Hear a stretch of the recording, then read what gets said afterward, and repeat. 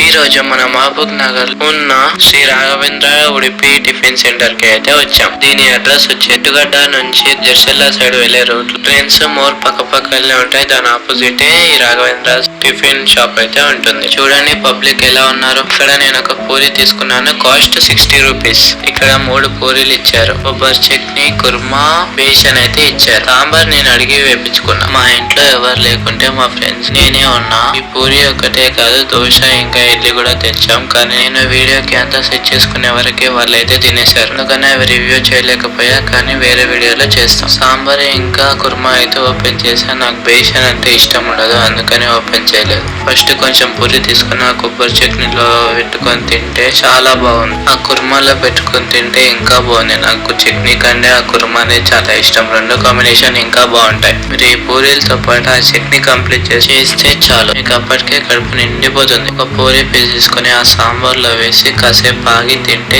చాలా బాగుంటుంది. టోటల్ గా 60 రూపీస్ కి అయితే చాలా బాగుంటుంది.